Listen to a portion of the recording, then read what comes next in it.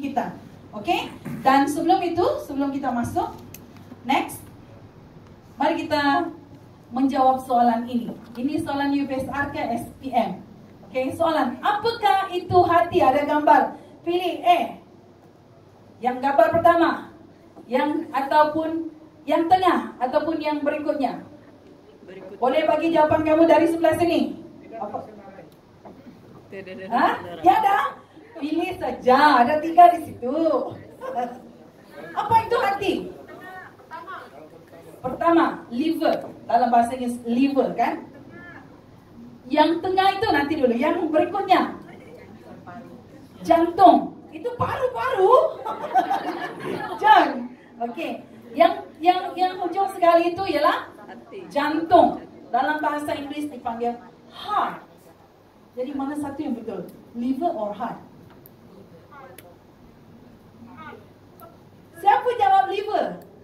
Kita bahasa Inggris hari ini. Siapa yang kata hati itu liver? Berada sadar je? Okey, bagus. Siapa kata hati itu jantung? 2 orang. Yang tengah ni apa? Yang merah tu ya? Yang lain-lain tu apa? Tengah. Tengah. Ya. Wah, ini apa? Ini love lah. Ya, itulah. Okey, ya. Okey. Kita di sini sebenarnya mari kita next. Okey. Next. Okey, so saya mencari-cari jawapan dia. Memang kalau kita tengok direct translate hati itu ialah liver. Apa tadi tu? Hati lah, ya, hati liver. Yang kita makan hati tu, yang makan hati berulam jantung lah. Okey. Tetapi yang sini hati ini ialah heart. Okey. So yang pertama, hati ini adalah pusat intelek. Okey. So di dalam firman Tuhan dia menyatakan banyak tentang hati ini sebagai pusat intelek kita punya pemikiran. Okey. Iaitu orang sedar atau insaf akan sesuatu di dalam hati mereka. Dan kita juga berdoa di dalam hati. Selalu juga pastor kata berdoa di dalam hati. Apa-apa situasi pun saya berdoa di dalam hati. Okey? Kita merenung di dalam hati. Okey, merenung di dalam hati. Okey, di dalam Mazmur 19. Kalau boleh tangkap gambar supaya kita tidak ketinggalan. Banyak benda nak tulis. Okey? Dan menyimpan firman Allah di dalam hati. Okey, itu tujuan hati itu sebagai pusat intelek. Merencanakan sesuatu di dalam hati. Kita banyak memikirkan, merencanakan sesuatu dari dalam kata-kata, perkataan itu di dalam hati kita. Kita nak sebut, kita nak menyatakan perasaan kita. Kita letak di mana dulu sebelum keluar? Di dalam hati kita. Okey? Kita berfikir, bukan fikiran, berfikir dalam hati. Yang ada di dalam Markus 2 ayat 8. Kita juga ragu-ragu. Dari mana datang ragu tu? Dari hati. Okey? Kita merenung dalam hati. Kita percaya dalam hati terlebih dahulu. Menyanyi dalam hati. Siapa suka menyanyi? Saya suka menyanyi. Selalu saya menyanyi dalam hati. Okey? Dan percaya di dalam hati. Alright? So, apa lagi? Semua kegiatan ini terutama adalah hal-hal yang menyangkut tentang fikiran kita. Jadi, hati juga merupakan fikiran, okey, ataupun pusat intelek. Kita punya pusat kesadaran kita, ya. Okey. Now second, yang kedua, hati adalah pusat perasaan. Ini kita perempuan suka ni imo-imo, ya. Imo sangat. Suami cakap satu je, tak nak dah meracun dah.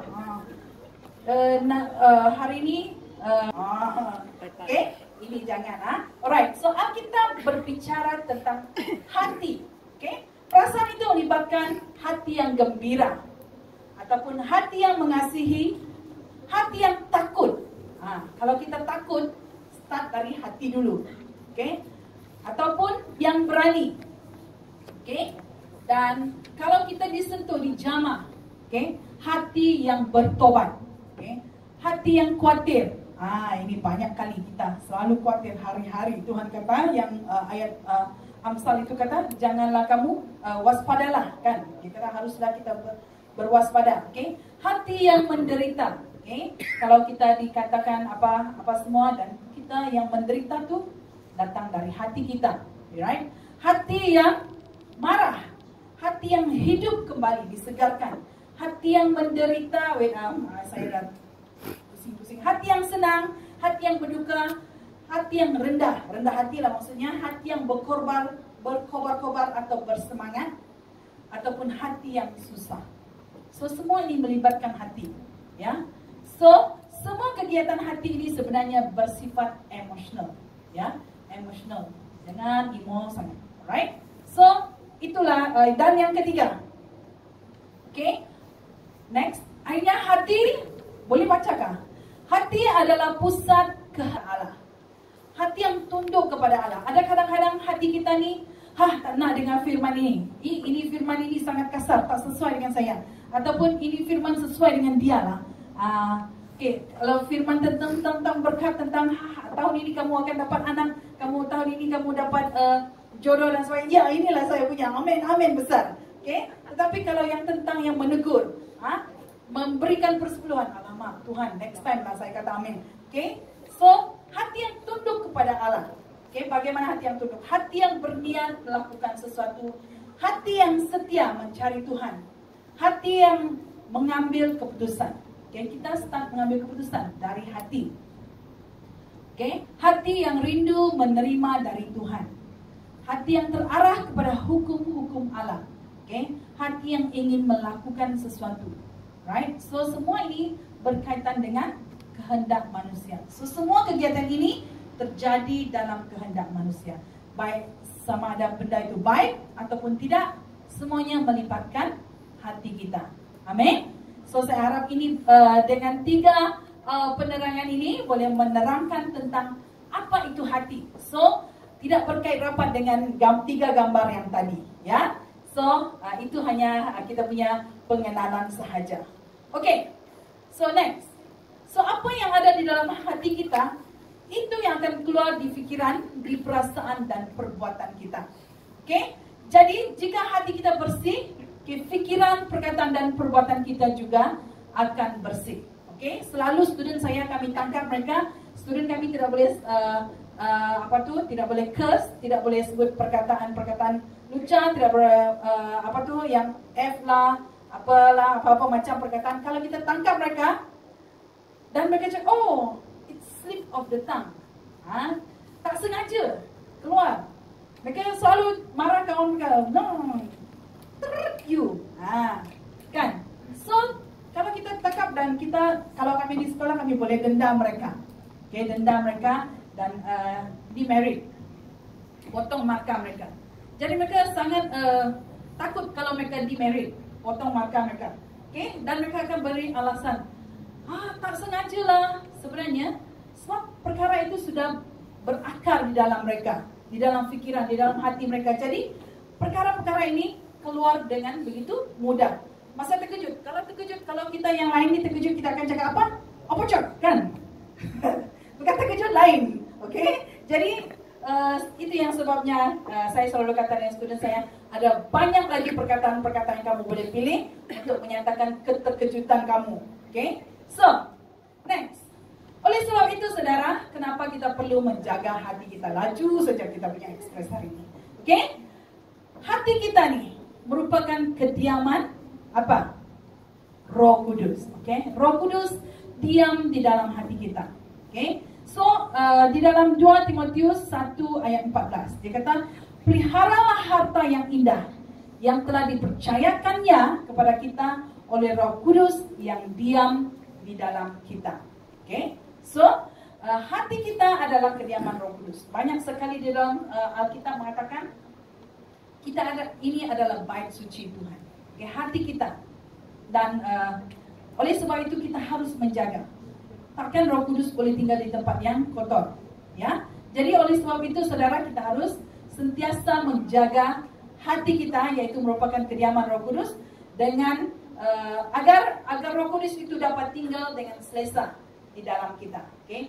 Menjaga kesucian hati kita agar kita peka kepada pimpinan Roh Kudus di dalam hidup kita. Mengapa kita harus menjaga? Okay? Supaya kita boleh mendengar suara Roh Kudus itu. Okay, saya mau bertanya kepada kita, berapa sering kita mendengar suara Roh Kudus? Adakah setiap hari? Adakah setiap masa? Ataupun apabila kita datang ke gereja saja? Ya, ini sangat berbahaya, saudara. Thanks. Okay, so di dalam situ janganlah kamu mendukakan Roh Kudus yang telah memeteraikan kamu menjelang hari penyelamatan. Okay, sebab segala kepahitan, kegeraman, pertikaian dan fitnah hendaklah dibuang di antara kamu, demikian pula segala kejahatan. Okay, so perkara-perkara ini, okay, semua ini mendukakan Roh Kudus. Okay, janganlah mendukakan Roh Kudus dengan perbuatan-perbuatan yang tidak berkenan kepada Tuhan, seperti kepahitan, kegeraman, kemarahan, pertikaian dan fitnah. Okay, dan banyak lagi sebenarnya. Alright. Next, mengapa kita perlu menjaga hati? Yang kedua, sebab sebenarnya hati ini mengawal seluruh kehidupan kita. Okay, mengawal seluruh kehidupan kita. Di dalam Markus 7 ayat 21 sampai 23. Sebab dari hati orang timbul segala pikiran jahat, percabulan, pencurian, pembunuhan, perzinahan, keserakahan, kejahatan, kelicikan, hawa nafsu, iri hati, hujat, kesombongan, kebebalan. Semua hal jahat ini timbul dari dalam dan menajiskan orang. Amin. Ada di dalam firman selalu mengatakan kalau kamu makan babi haram, kotor. Okay? Tapi firman Tuhan kata yang masuk tidak menajiskan, tetapi yang keluar itu menajiskan. Amin. Itu sebab, amin. Yang makan babi bolehlah, boleh bawa. Tetapi apa boleh buat? Saya sudah lama berhenti makan babi.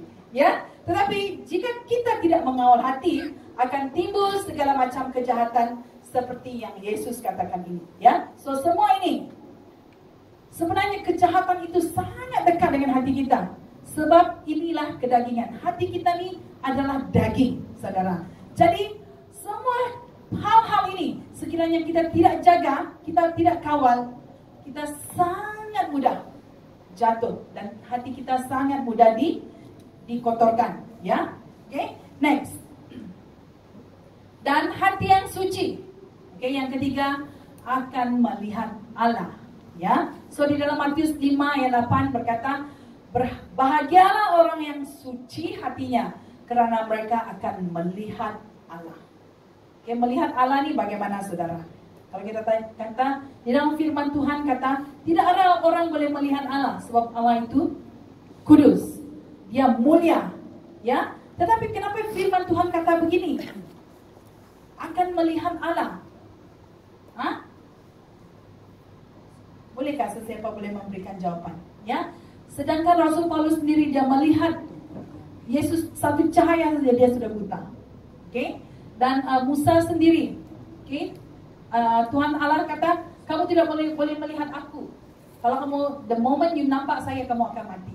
Tetapi firman Tuhan yang di dalam Matius 5 ayat 8 berkata, berbahagialah orang yang suci hatinya, karena mereka akan melihat Allah.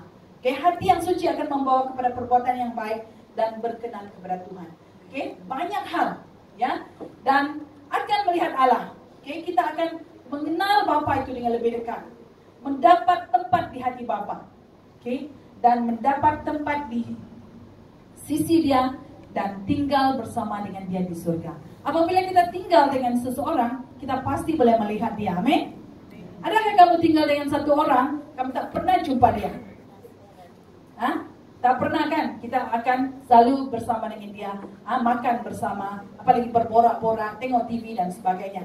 Okay? Tetapi apabila kita akan melihat Allah, okay, kita akan tinggal bersama dengan dia suatu hari nanti. Jadi sebab itu ada perkataan di situ, akan melihat Allah. Amin? Right? So next. Oleh itu sebab saudara, mari kita selidiki hati kita masing-masing. Apakah kita masih peka kepada pimpinan Roh Kudus? Ataupun apakah kehidupan kita sudah begitu selesa dengan cara hidup tanpa Roh Kudus? Tak pedulilah. Tak kisahlah. Kan? Okey je saya. Memang okey saudara. Tetapi mari kita selidiki hidup kita. Adakah kita ni sudah rasa puas? Di hidup di luar kawalan Roh Kudus. Okay? Tetapi tengok di dalam Roma 8 ayat 9. Tetapi kalau kamu tidak hidup di dalam daging, melainkan dalam roh, jika memang roh Allah diam di dalam kamu, tetapi jika orang tidak memiliki roh Kristus, dia bukan milik Kristus. So kalau kita tengok di sini, kalau kita tidak memiliki Roh Kudus itu, kita bukan milik Yesus. Jadi saudara, marilah kita berhati-hati dengan kehidupan kita. Biar kita, kalau kita sudah rasa jauh, kita sudah tidak merasakan jamahan Roh Kudus Tuhan itu dalam kehidupan kita, mari kita memeriksa kehidupan kita lagi. Apakah yang sudah kita lakukan? Mungkin kita sudah melukakan hati Tuhan. Mungkin kita sudah melakukan hal-hal yang seperti yang Yesus katakan di ayat yang saya sudah katakan sebelum di slide yang sebelum ini, ya. Tanda-tanda orang yang hidup di luar kudus ialah hidup dalam kedagingan, ya. Dan mereka jatuh bangun dalam dosa yang sama berkali-kali. Ini yang sangat-sangat berbahaya, ya. Kadang-kadang kita selesa di dalam satu, sebab kita sudah terikat, saudara. Contohnya mungkin dosa apa? Banyak sekali, ya. Banyak sekali dosa yang mengikat kita berkali-kali. Ada orang yang curang, dalam bahasa dalam bahasa Indonesia cakap selingkuh. Tak sengaja terselingkuh. Okay? Tak sengaja, mungkin pada mula-mulanya sebab dia nampak dia handsome, dia belanja, dia makan, terselingkuh. Ya, kali kedua, selingkuh lagi. Itu bukan sengaja dah. Ditangkap lagi dan akhirnya boleh menyebabkan kehancuran rumah tangga. Ada orang yang jatuh bangun di dalam dosa, bertobat jatuh balik, bertobat jatuh balik, sama dengan ketagihan. Seperti dada, apalah ketagihan dalam apa ketagihan, saya tak perlu menjelaskan. So oleh sebab itu, next, biarlah hidup kita hidup menurut Roh Kudus. Jadi bagaimana? Yang pertama, selalu menyadari kehadiran Tuhan dalam hidup kita.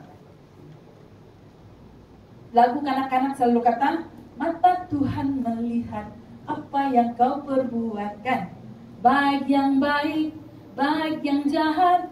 Apa lagi? Kita boleh sambung. Oleh sebab itu, kita haruslah hidup takut akan Allah. Sebab Tuhan itu sentiasa melihat perbuatan kita, saudara. Kita harus berwaspada dan berjaga-jaga di dalam pencobaan. Baik ketika orang ada bersama dengan kita ataupun ketika kita bersendirian. Contohnya seperti CCTV, ya. Ada satu guru bersama dengan kami dulu. Dia ada satu maid, satu pembantu rumah tangga, dan dia letak CCTV. Dia letak CCTV di rumah dan selalu dia balik, dia cakap anak dia tidak makan. Anak dia kata lapar. Lepas tu dia tanya maid itu kata ada, saya masak setiap hari. Tapi apabila tengok di CCTV itu, dia yang makan. Dia yang makan. Anak itu sendiri-sendiri tengok TV dan dia pun kadang-kadang tidur di sebelah peti ais. Tak tahu apa dia tidur di sebelah ais. Jadi ini kawan kami ni, cikgu ni, dia balik ke rumah dan dia tanya, kenapa hari ini saya nampak kamu tidur di sebelah ais? Jadi dia takut. Kenapa? Mem, kamu simpan hantu kah di rumah ini? Ya, so biarlah kita harus berwaspada. Ya, di sekolah kami pun ada letak banyak CCTV untuk melihat kecurian student keluar dari situ. CCTV ini memang secara kalau ikut dia punya dia punya itulah, boleh mengurangkan kes jenayah, boleh mengurangkan perkara-perkara yang benda-benda yang tidak baik ini. Sebab apa? Orang tahu, ada orang memperhatikan mereka. Tetapi saudara, sebenarnya bukan hanya CCTV ini. Tuhan sebenarnya CCTV. Firman Tuhan mengatakan Tuhan kita itu tidak pernah terlelap, tidak pernah tertidur. Amin. Jadi biarlah kita di dalam kehidupan kita, saudara, baik ada orang, kita sendiri, dengan handphone kita, dengan setiap perbuatan kita, biarlah kita sentiasa ingat akan Tuhan itu sentiasa ada. Amin. Dan yang kedua, selalu memastikan hidup kita berkenan kepada Tuhan. Berkenan kepada Tuhan bermaksud menjauhi dosa, bukan hanya karena takut masuk ke neraka.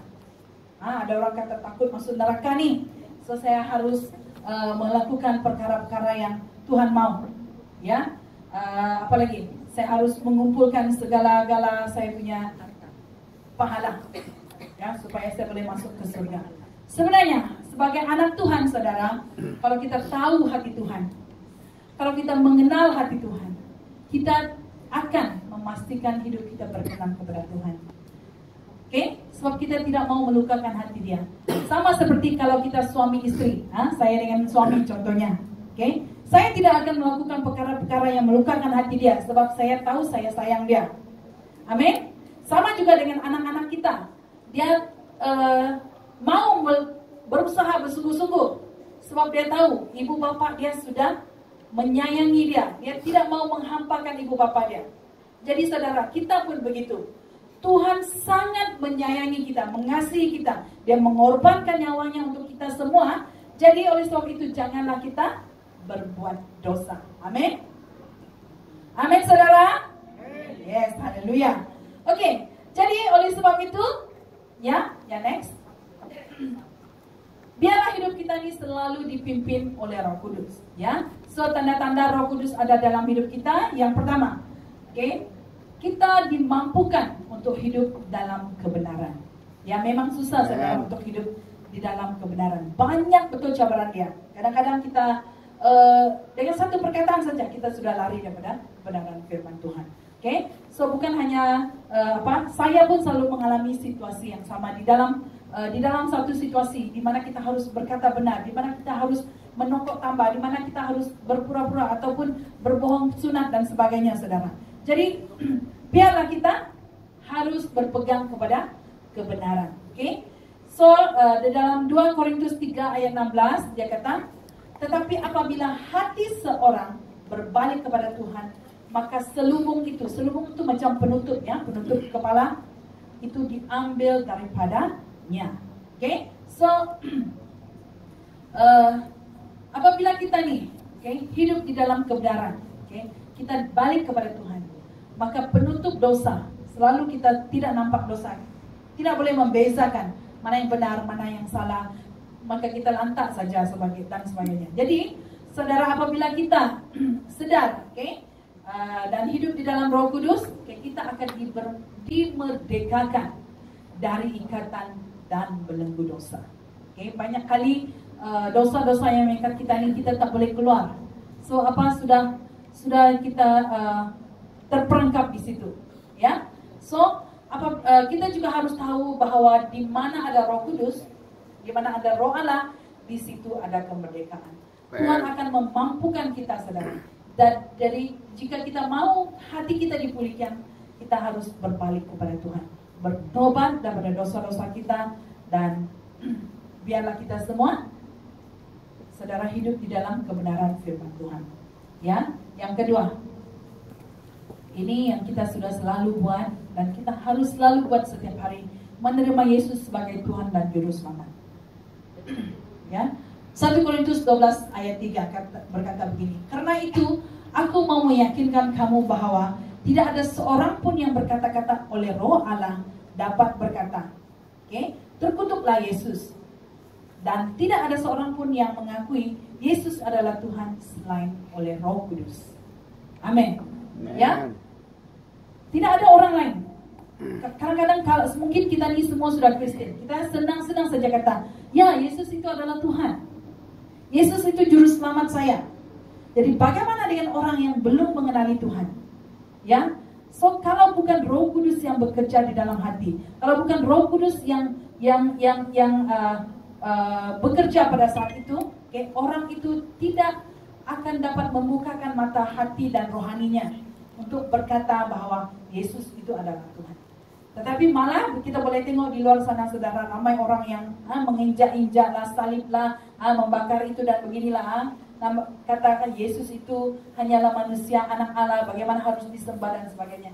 Tetapi kita puji Tuhan, saudara, bahwa kita ini sudah percaya, kita sendiri mengaku setiap hari, apabila kita sudah jauh daripada Tuhan, kita cakap, kita terima Yesus kembali, kita bertobat dan panggil Yesus masuk balik di dalam hati dan di dalam pikiran kita. Amin, saudara. Seseorang yang boleh mengatakan bahwa Yesus adalah Tuhan karena ada pekerjaan dan pimpinan Roh Kudus dalam hidup dia. Seorang yang penuh Roh Kudus tidak akan mengutuk Tuhan ataupun mengutuk orang lain. Ya. Amen. Saya ada satu kawan, saudara. Dia sangat menunggu-nunggu masa ini. Oke, ada satu kawan lah, ya. Menunggu masa berpuasa, sebab di dalam waktu puasa lah doa mereka sangat afdal. Dia mendoakan satu-satunya musuh dia. Saya tidak sabar tunggu masa puasa nih, sebab saya mau mendoakan kejatuhan musuh saya. Wah, luar biasa tuh doa dia. Saya dengar merinding. Saya baca di dalam status. Dan saya ada satu kawan, dia tumpang kereta kami balik setiap hari. Saya hantar dia pergi Selayar. So, kawan saya ini bukan Kristen juga. So, saya sempat bercakap dengan dia.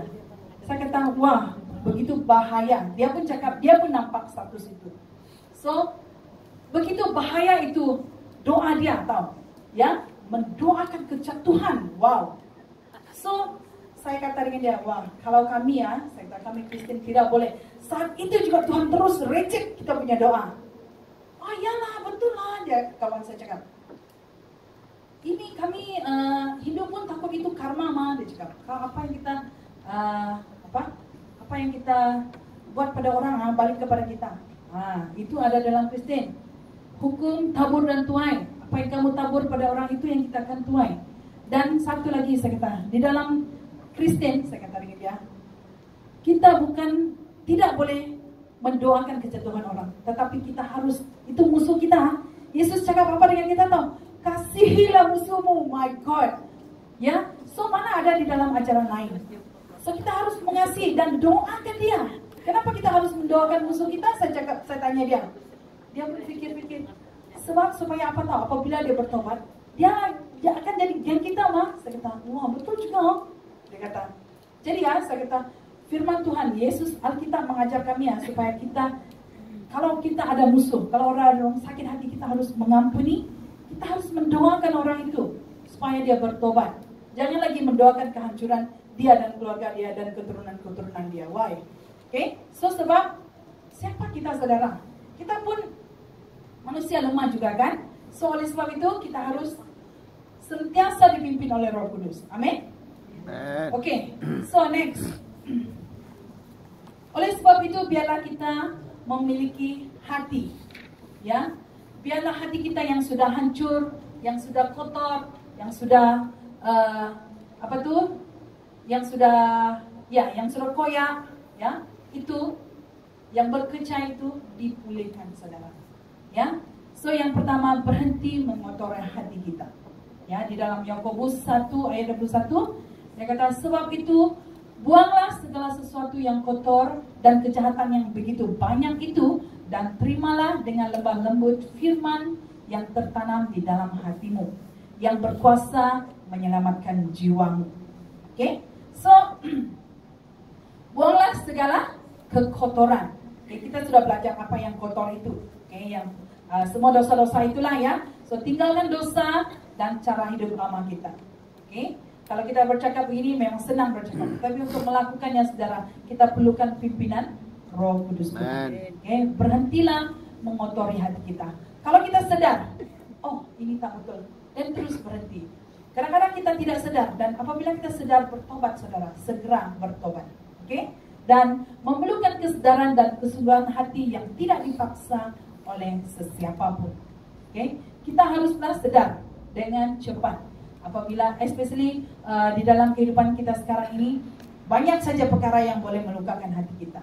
Okay? Banyak saja perkara yang boleh menyerongkan hati kita daripada jalan Tuhan. Apabila kita sadar, saudara, cepat-cepat bertobat. Amin. Dan next, biarlah kita memiliki hati yang mau diajar dan ditegur. Okay? Ada orang yang begitu tinggi ego dia. Dia kata, siapa kamu lah? Saya lebih tinggi pendidikan daripada kamu. Saya lebih kaya. Bank account saya macam ini. Kamu punya begini. Saya punya emas begini. Kamu punya ini. Ya. Kamu tinggal di rumah panjang, saya rumah banglo. Who are you? Talk to me. Kan? Tapi di dalam firman Tuhan dikatakan, milikilah hati yang mau diajar dan ditegur. Sebab firman Tuhan itu, saudara, ya, dicakap oleh siapapun, kebenaran ada di situ. Ya, orang yang ego dan tinggi hati tidak dapat berubah dan ditegur karena merasa diri sentiasa betul. Ya, kalau kita selalu kata, biarlah. Orang tegur kita, orang tegur, maksudnya saudara apa? Ada sesuatu yang perlu kita ubah di situ. Kadang-kadang anak kita tegur, stop, stop main ini, Juna. Dia terus marah. Panggil Nona, kenapa nih?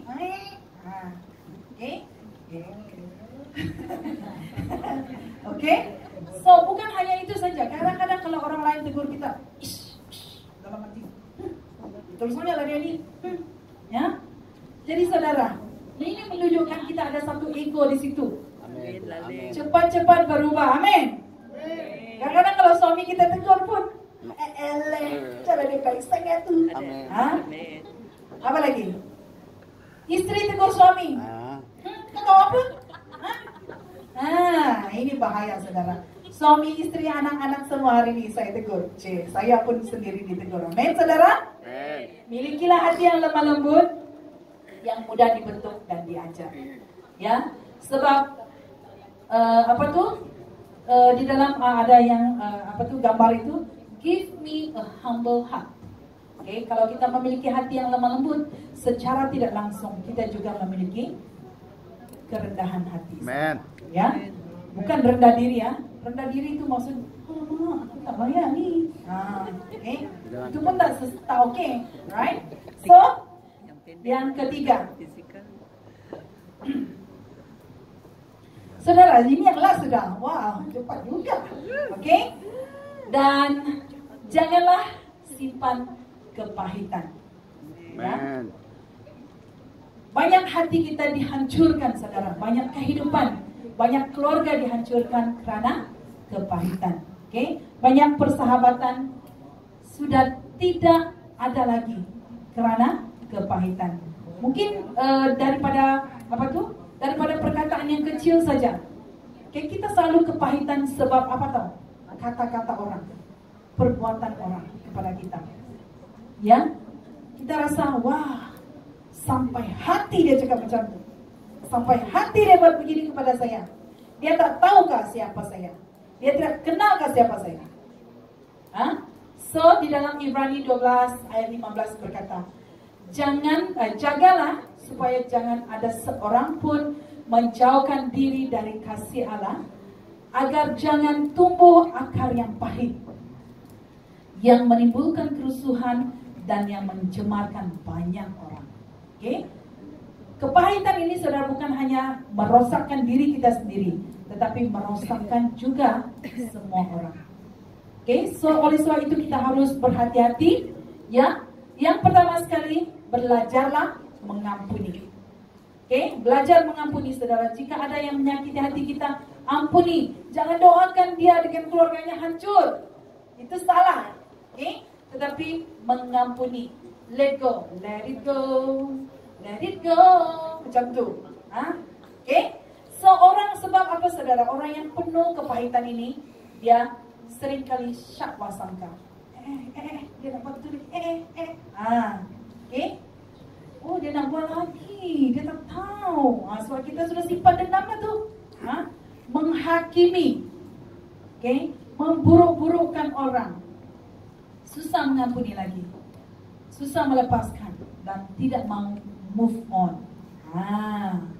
Seringkali kita mau berada di takut lama sebab kita masih lagi simpan. Saya belum lagi masa untuk mengampuni dia. Saya tunggu 2 tahun lah. Ataupun saya tunggu lagi 2-3 kali dia minta maaf lah, baru saya mau mengampuni dia. Ataupun suami istri ya, alamak, suami tidak memberi hadiah birthday habis. Kalau dia tak bagi lagi saya tahun depan, habis, hancur. Okay. Ataupun mungkin kita kepahitan di dalam keluarga kita. Ya, ini yang akan menyebabkan banyak orang sakit. Saudara, jadi kesimpulan saya di sini pada hari ini ialah kita haruslah menjaga hati kita. Oke, kesehatan hati kita juga melambangkan kesehatan hidup kita. Banyak orang sekarang lebih-lebih zaman ini mengalami apa itu masalah mental, saudara. Mental. Oleh sebab itu di sekolah kami baru-baru 2 minggu lepas kami ada satu talk ataupun seminar mengatakan mental health awareness. Kesedaran tentang kesehatan mental. Sebab apa, saudara? Hati kita tidak dijaga. Hati kita selalu kita menyimpan. Kita apa lagi? Tidak mau melepaskan, tidak mau mengampuni. Kita selalu mengotori hati kita. Tidak ada disiplin. Maka saudara, hati kita telah menjadi rosak. Seterusnya merosakkan kita punya sini, otak, ya.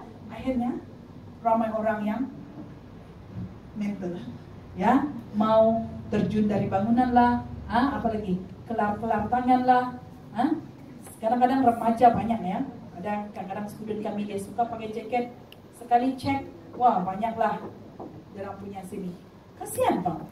Oke, oleh sebab itu saya mau kita semua pada hari ini, mari kita melihat kepada hati kita, biar Roh Kudus itu memimpin kita, saudara. Amin.